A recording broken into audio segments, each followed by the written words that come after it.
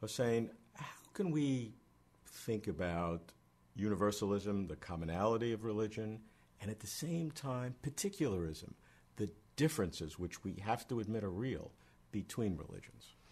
Let me just say briefly that we human beings, whether we are religious or irreligious, philosophers or non-philosophers, when we come back to our own manner of thinking, we are immediately confronted by the fact that there are two poles that determine the way we think. One is, in a sense, universalism, one is particularism, except we don't think about it philosophically. For example, you think of a triangle. A triangle is a triangle. It's a universal mathematical concept. But you never see a triangle. You say this triangle. You're playing pool, and there is that triangular figure you put the balls in. And that's particular triangle. And so our experience oscillates, both mentally and outwardly, between what you call the universal and the particular in the philosophical sense. But to come to the religious and philosophical sense of these terms, these are extremely important as keys for the understanding of both religion and traditional philosophies. Let me start with religion. There's no doubt, especially from the point of the perennial philosophy, which is a way of looking at things which I follow. I'm, in a sense, both a perennialist and an Islamic philosopher. You see incredible universal characteristics which manifest themselves in all the religions, like that triangle or circle that we think about geometrically and mathematically. On both the level of ethics and of metaphysics, not only metaphysics, but also ethics. For example, do unto others as others would have to do unto you, or some formula similar to it, is different from specific moral action in different religions. But it's a spiritual moral quality that is universal, as we find everywhere. So everywhere, whether within Christianity, Judaism, Islam, Buddhism, Hinduism, Shintoism, wherever you are, in a sense you have a particularity of that universal principle. On the metaphysical level, it's even more evident. And this is where the perennial philosophy makes a great deal of emphasis, namely that at the heart of every religion, and all the great traditional philosophies that have come down to us, from Parmenides and Pythagoras and Plato, I don't mean the late Greek schools which turned away from that, I mean the early up to Aristotle, there is at the heart of these different philosophies a universal perspective on the nature of reality. That first of all, reality is not exhausted by the physical world in which we live. This reality has a transcendent and immanent aspect to it. And between us and that reality, which is boundless and without finitude, that is infinite and absolute, there are levels of reality which separate us, and so forth and so on. They have remarkable universality. Even Buddhism, that speaks only about samsara and nirvana, once it developed later on as all these intermediate worlds, which is in Tibetan Buddhism, and of course Mahayana, other forms of Northern Buddhism. So you have on the metaphysical level, a remarkable universality. But at the same time, one of the very important characteristics of the perennial philosophy, in contrast to a lot of pseudo-perennial philosophy, a kind of sentimental, let's all get togetherness that we have around, in the world around us, which is all right for itself, but that's not real philosophy. The perennial philosophy, there's also particularity. In fact, those universal truths could not have manifested themselves in this world without particularity.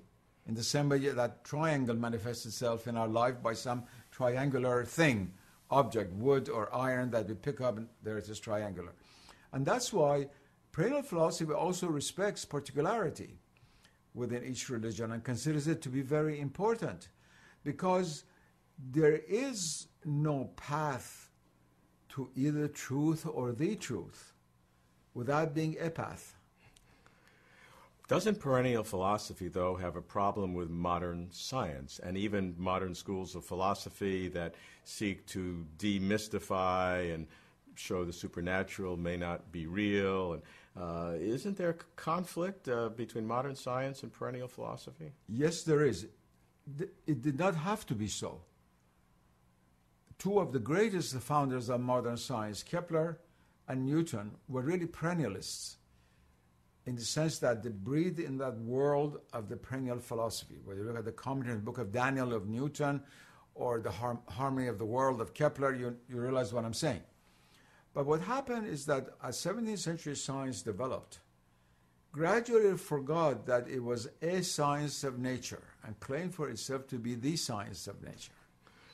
And therefore, all levels of reality with which the science did not deal were very rapidly relegated to irreality, to the domain of irreality. Because empirically they couldn't exactly find it, see it, experiment exactly. with it. You have this famous example given by Sir Arthur Eddington, the famous astrophysicist, British astrophysicist.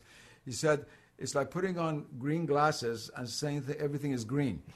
You forget that you put on the green glasses to start with. That is, Galileo, by distinguishing between the primary and secondary qualities in the discourse and dialogue, and saying that the role of science to discuss only what he called the primary qualities, which are pure quantity, and everything else is non-scientific, he already defined the kind of science which is by definition exclusive of what is not empirical. And even the empirical is limited to a particular kind of empirical. For example, the mystics of the world throughout, like yogis, for example, the inner being is a kind of laboratory, and they empirically try to experience other levels of reality, other levels of consciousness. And it can be done through practice. It can be done. Modern science was not even interested in that. It wanted to go into an external laboratory and do experiments which are always controlled.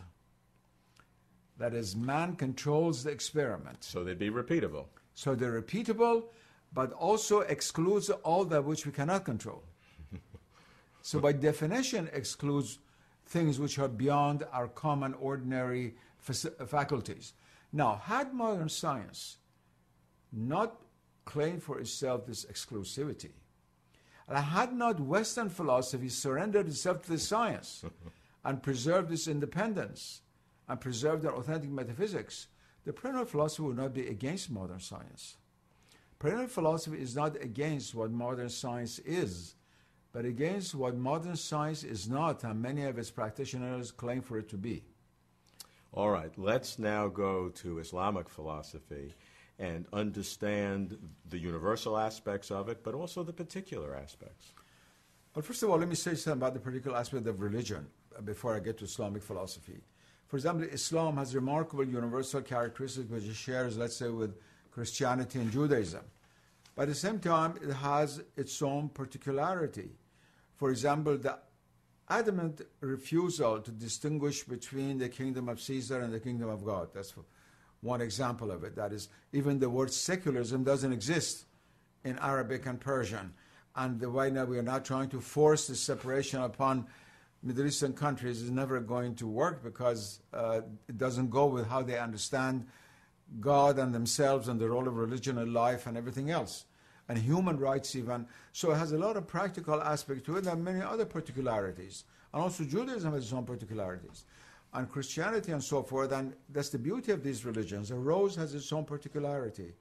It smells sweet like a jasmine, but it's a different kind of flower.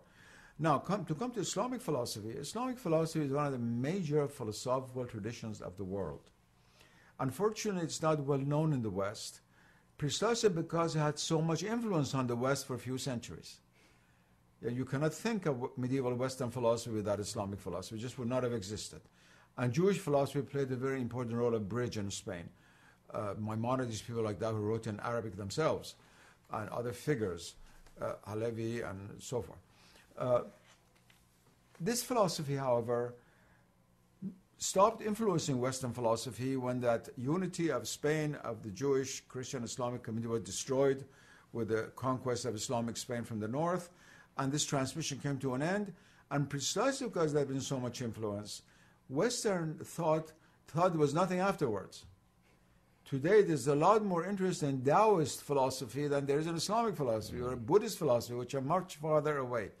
One of my goals in life has been to resuscitate Islamic philosophy, not as a chapter in Western philosophy, like Bertrand Russell's History of Western Philosophy. You open up, and there's a 30-page chapter called Arabic philosophy, something like that, but as an independent philosophical school itself. And that has, again, both its universality and particularity. As certain features very similar to the mainstream of Jewish and Christian philosophy in the West, especially pre-modern, because it is based on interest in ontology, on the primacy of the real with a capital R, on epistemology, which is not simply empirical, on the functioning of the intellect within us as well as reason, which is only, in a sense, a reflection of the intellect upon the mirror of the mind, and many, many other issues. It also shares certain very important elements with what is east of it, that is with the Hindu and Buddhist world. And at the same time has this unique feature of its own. It is what in my most recent book I've called prophetic philosophy, because it's philosophizing in a universe in which prophecy has a reality, is real. And a continuing reality. A continuing reality. And usually today in the world, even those of us who accept prophecy, we only associate it with ethics, not with knowledge. See, in the modern West, we've come to limit serious knowledge to what modern science can teach us. Others things are poetry, dreams, this kind of thing. We don't take it seriously as knowledge. Whereas in this Islamic philosophical world, prophecy is not only a source of ethics, but a source of supernal knowledge.